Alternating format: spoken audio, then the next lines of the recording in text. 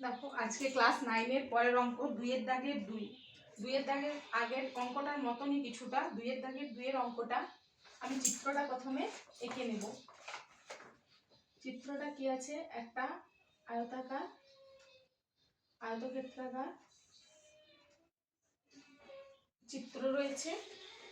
এখানে কি ভিতর দিয়ে দৈর্ঘ্য বরাবর একটি রাস্তা আছে, আর কি একটা প্রস্থ বরাবর রাস্তা রয়েছে। এটার ক্ষেত্রেও দেখো এটা এই অংশটা কিন্তু দুটোর ক্ষেত্রে কমন আছে। আগের অঙ্কতে যেমন আমরা একবার বিয়োগ করেছিলাম, এই ক্ষেত্রেও কিন্তু একবার বিয়োগ করতে হবে। এটাও চওড়া কত দেওয়া আছে, 3 মিটার, আর এর দৈর্ঘ্য কত আছে 26 মিটার, আর প্রস্থ কত দেওয়া আছে 14 মিটার। এবার দেখো রঙিন অংশের ক্ষেত্রফল নির্ণয় করতে বলেছে। তাহলে প্রথমে দেখো দৈর্ঘ্য বরাবর ক্ষেত্রফল হচ্ছে, দৈর্ঘ্য বরাবর ক্ষেত্রফল বরাবর রঙিন অংশের ক্ষেত্রফল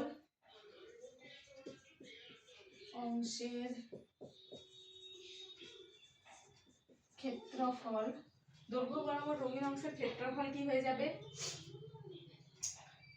এখানে হচ্ছে 26 মিটার গুণিত 3 মিটার সমান কত হবে, দেখো 3 6 18, 3 2 7, 3 2 6 আর 1 7 বর্গ মি, এখানে বর্গ মি হবে। আবার কি প্রস্থ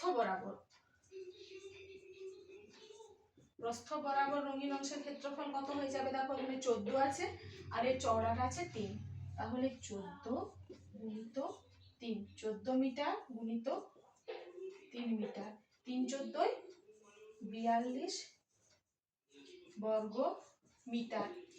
এবার দেখো এই যে দুটোর কমন অংশ, এটা একবার এই দিকের সাথেও যোগ হয়েছে আবার এই দিকের সাথে, তাহলে এটাকে একবার আমরা বিয়োগ করে দেব। দুটোর যোগফল থেকে এটা বিয়োগ করলে আমরা পুরো রঙিন অংশের ক্ষেত্রফল পেয়ে যাব।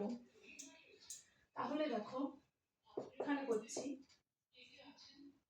রঙিন অংশের ক্ষেত্রফল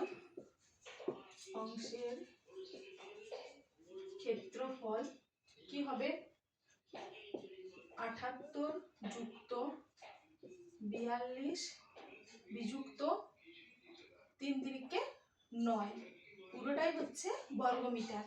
3 গুণিত 3, এখানে একটা এর ক্ষেত্রফলটা হচ্ছে 9 বর্গমিটার বর্গ মি, তাহলে এখানে কি হচ্ছে 8 দিয়ে 10, 7 4 11 12 120 বর্গ মি বিযুক্ত 9 বর্গমিটার, তাহলে এখানে কত হয়ে যাচ্ছে 111 বর্গ মিটার। তাহলে এই পুরো রঙিন অংশের ক্ষেত্রফল হচ্ছে 111 বর্গ মিটার। আশা করি বুঝতে অসুবিধা হয়নি।